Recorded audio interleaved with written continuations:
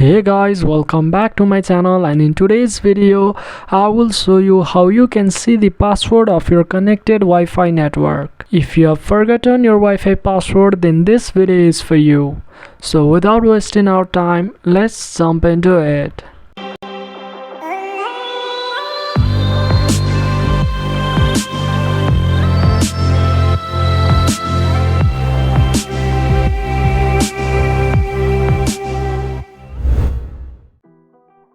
So press the Windows plus R key on your keyboard. Start typing ncpa.cpl and hit enter.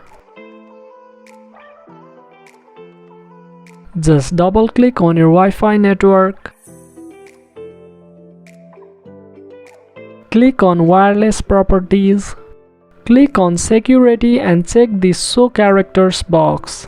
Now the password of your Wi-Fi network will be revealed. So that's it for this video. If you find this video helpful, then make sure to drop a like, share it around, and consider subscribing to this channel for more videos like this. And I'll catch you in the next one.